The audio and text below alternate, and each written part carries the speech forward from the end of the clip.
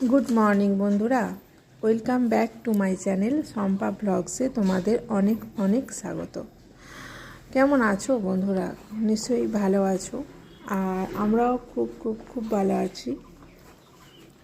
তো সকাল শুরু হয়ে গেছে, সকাল শুরু হওয়া মানে কাজ শুরু হওয়া, আর তারপর তো সারাদিন ধরে কাজ করতে থাকো। আর মেয়েদের জীবনটা যে কি আজ পর্যন্ত কারোর বোঝার ক্ষমতা হলো না। মেয়েদের জীবনটা কি, মেয়েরা যে কি করে সংসারের জন্য আজ পর্যন্ত কারোর বোঝার ক্ষমতাই হলো না। আর মেয়েদেরকে কোনোদিনই কেউ গুরুত্ব সেরকমভাবে দেয়নি। আর মেয়েরা যে সংসারের জিনিসটাকে শক্ত করে, সংসার জিনিসটাকে শক্ত করে ধরে রাখে, এটা আজ পর্যন্ত কেউ বুঝলেও না, গুরুত্বও দেয়নি। কি হলো, আর একটা মেয়ে সংসারে না থাকলে সংসারের যে কী অবস্থা হয় সেটা না থাকলে বোঝা যায়। আবার থাকলে তার তো তার মর্যাদাই পায় না। মেয়েরা যে পরিমাণে সংসারে থাকে, কাজ করে, সেই পরিমাণে মর্যাদা কি মেয়েরা পায় না। তো সকাল থেকে উঠে কাজকর্ম, ঘর গুছানো, যেখানকার যা কাজ সেই সব করা, ঘর গুছানো, রান্না বান্না করা, তারপর ছেলে মেয়েদের দেখাশোনা করা, শ্বশুর শাশুড়ি থাকলে তাদেরকে দেখাশোনা করা, হাজবেন্ড কখন বেরোবে তার হাতের সামনে সব কিছু জোগাড় করে দেওয়া, সব কিছু মেয়েদেরই লক্ষ্য রাখতে হয়। কিন্তু একটা মেয়ের লক্ষ্য কি তার হাজবেন্ড এরকমভাবে ঠিকঠাক করে রাখে না। যদি তোমরা বলো যে হাজবেন্ড তো ইনকাম করতে যাবে, এত কিছু করতে গেলে ইনকামটা করবে কে?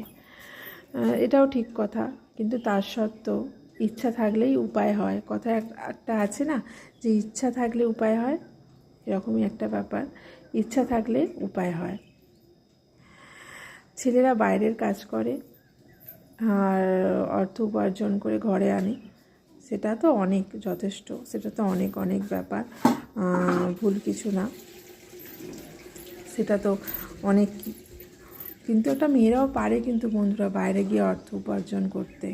এখনকার বেশিরভাগ মেয়েরা কিন্তু ঘরে থাকে না। এই সকাল হলো তো কাজ শুরু। চলো, এটা আমাদের বাড়ির চারপাশ দেখাচ্ছি তোমাদেরকে। আজকে একদম কুয়াশা নেই, দেখো আকাশ একদম পরিষ্কার। আজকে রোদ কতটা উঠবে জানি না, তবে আকাশ আজ পরিষ্কার। চলো নিচে যাব, রান্নাবান্না করব, কি করব সবই তোমাদের সাথে শেয়ার করব। আর কি বলবো, চলো। তো এই হচ্ছে আমার ছাদে অনেক হরি গাছ বসানো আছে।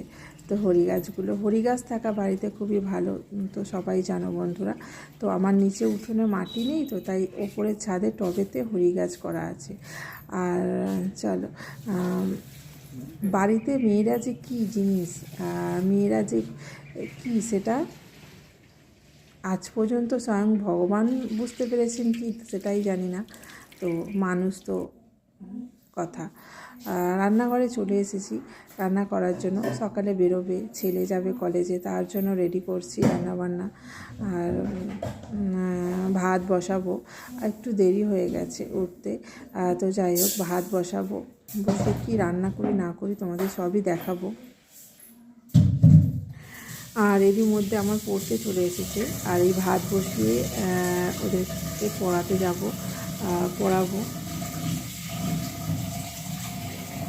পড়াতেই রান্না করি। ওরা কিছুক্ষণ এসে বসে নিজেরা একটু পড়ে, তারপর আমি ওদের কাছে বসে বসে ওদের কাছে পড়াই। আজকে বিশেষ রান্নাবান্না কিছুই করবো না, প্রত্যেক দিন রান্না খাওয়া।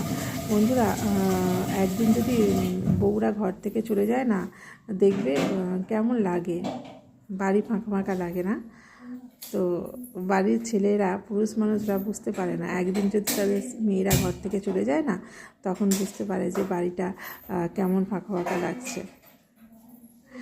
আর আমার ছেলে বলে, মা তুমি চলে গেলে আমার ভালো লাগে না। আমি যাই না কোথায়, বেশিরভাগ সময় ঘরে থাকি, কোথাও যাই না। তবু একবেলার জন্য কোথাও ওকে যদি রেখে ওর বাবা থাকলে ও থেকে যায় না। আমি হয়তো একা কোথাও গেলাম, তো তখন বলবে, মা তুমি ছিলে না সারাদিন, আজকে একটুও ভালো লাগে না, তুমি না থাকলে একদম ভালো লাগে না। ওই হয়। তো চলো, ভাত বসিয়েছি, তার উপরে গরম জল দিয়েছি, যেহেতু গরম জল আমরা রোজের খাই, তো তার জন্য দিয়েছি। কড়া বসিয়ে দিলাম। ফ্রিজে মাছ ছিল, মাছ ভাজা করব। আর দেখি মাছ ভাজা করব, আর কাঁচা টমেটো এনেছে তোমাদের দাদা, কাঁচা টমেটো দিয়ে একটু মুসুরের ডাল করব। মাছ ভাজা হবে, একটু ভাজাভুজি করব, এই হবে আজকে রান্না। আজকে তরকারি করব না। আমাদের বন্ধুরা একটু ভাজাভুজি আর মাছ থাকলে তরকারি অতটা প্রয়োজন হয় না। আর সব থেকে বড় কথা, সকালবেলা শীতকাল পড়েছে না, শীতকালে তুমি কত কাজ করে শেষ করা যায় না, ঘড়ির কাঁটা ঘুরতেই থাকে, আর তোমার কাজ তোমার কাজ তুমি করে জোগাতে পারবে না এমন শীতকালে। আর মাছ ভাজা করেছি, মাছের তেলে বেগুনগুলো ভাজা করছি। মাছের তেলে বেগুন ভাজা করলে বেশ ভালো লাগে, তবে এরকম ছোট ছোট করে বেগুন ভাজা করছি।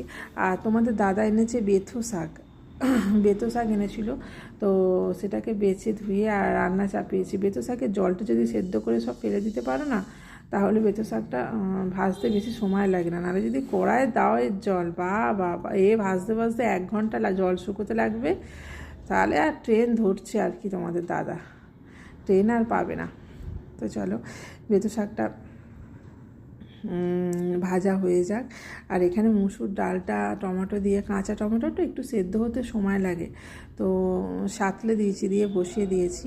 আর চলো, কি রান্না করেছি টোটাল সব কিছু তোমাদের দেখাই। দেখো, প্রথমে তো ভাত আছে, ভাতটাই গরম নামিয়ে নিয়ে এলাম। ভাত আছে, আর হয়েছে ভাজাভুজি হয়েছে, বললাম মাছের তেল দিয়ে বেগুন ভাজা করেছি। এই যে মাছের তেল দিয়ে বেগুন ভাজা করেছি, আর করেছি মাছের ঝাল। মাছটা পেঁয়াজ টমেটো রসুন দিয়ে ঝাল করেছি।